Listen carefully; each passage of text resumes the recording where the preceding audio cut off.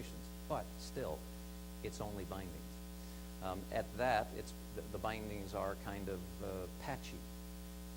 They include only a half of the members having ever submitted an offer, only a quarter of the members having submitted a revised offer. Pretty good coverage in some sectors, including financial services, almost no coverage in others. An example, maritime. If it's the status quo and no new market access, what then is the value of what's on the table, and is it enough to close the deal? I would note as well that in recent weeks there have been some comments by some important members of the WTO that their offers made in July of last year may no longer be on the table because the world has kept turning and things have changed. And perhaps some of the commitments that they made in the signaling conference are no longer commitments. That's kind of troubling. Finally, I guess with respect to understanding what's on the table, its basic value is an issue. I sometimes wonder whether it matters what we're getting in the round because we don't know how to measure it anyway in services. In services, the measures affecting trade and services are not scheduled. So it's very hard to know how many of them you're actually getting in the negotiation.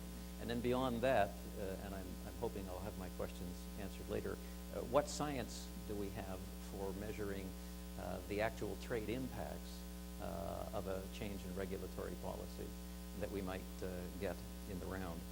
So I think that's a simple set of questions for you. What is the current process? Where are we in trying to achieve a conclusion to the round in 2010? What do we need to do to conclude? What's on the table? What's it worth? And what should we do if we don't get an outcome in the DDA? Simple enough. Who'd like to take it first? Hamid? Well, thank you very much, Don. Thank you so much. Not only you have introduced me as the evil mind behind the negotiations, but you also accused me of other things, and on top of that, you are giving me the most difficult questions to answer. That's what friends are for, as well. Well, let me start very quickly by answering your question about the process, and then let me go back to a couple of points that I had planned in mind to make anyway. The process actually, or the process issue that we are facing now, you're right, it relates to the modalities and the adoption of modalities on ag and NAMA. But I think what it relates to in reality is not the sequence in the Hong Kong declaration as much as it is about what would the adoption of modalities mean in terms of concluding the negotiations on ag and NAMA. In other words, I think what is very important to consider across the three areas of market access negotiations is that the finish line for the three of them would be the same, so that any bargaining process that involves cross-sectoral concessions would end at the same time. Now, the idea of adopting modalities, as it was in Hong Kong 2005, had contemplated originally that the adoption of modalities would be a step on the way and will be succeeded by further negotiations to refine the outcome, particularly on the market access side of ag and NAMA. Now, if that is changing to some extent now, and we're going to have some clarification of the outcome on market access on ag and NAMA at the same time as negotiating modalities, and therefore the adoption of modalities would represent the end of the bargaining process on ag and NAMA, then the end of the bargaining process should be the same for the three areas of market access, which means that you have to go back to what was agreed in Hong Kong and make sure that the process functions, because at the end of the day, I think this is a negotiation. It's about exchanging commitments, and you cannot have a process that hinders the bargaining process. Now, we have not, as to this point, as you know, Don, we have not really achieved complete clarity regarding what adoption of modalities new in terms of clarifying the market access outcome on Alabama. And I think until that point is clarified, so that the rules of engagement are also clarified, it's very difficult to say what services process would be the optimal process in order to ensure that the various interests across the market access triangle would be preserved and leading to some kind of an agreement. Now, the title of this session is Trade Negotiations, What Did It Promise and What Did It Achieve? Now, very quickly, what it promised actually is that this will be a process of progressive liberalization of services. And the promises are actually in the GATS itself.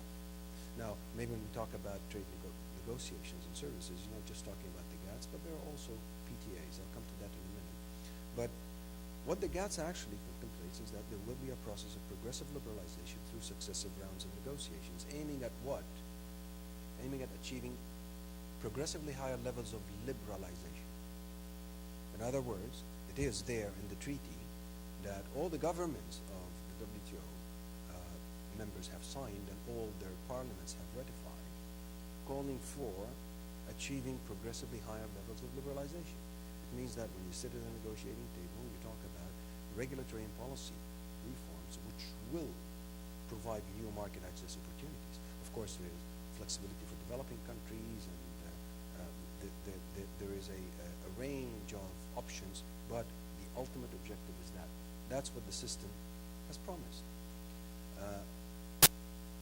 Look at the record. I think if we look at the record under the GATS, it's a bit of a mixed picture, because we had the Uruguay round outcome, which was quite moderate, but it was a token, it was the first installment of commitments when we finished the agreement and actually established the WTO. We had the extended negotiations beyond the Uruguay round on financial services and basic telecommunications. The outcome there was quite impressive in terms of a lot of countries actually undertaking substantial commitments, including a big number of developing countries, undertaking commitments on financial services and basic telecommunications, which are not traditional areas of export interest for developing countries.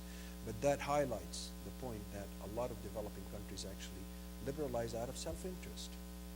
And actually, when you look at the whole idea of liberalizing services, it is normally initiated at the domestic level. It's to serve the domestic economy. The question of services export interest is something that we heard about very recently. But the services reform forces always start domestically.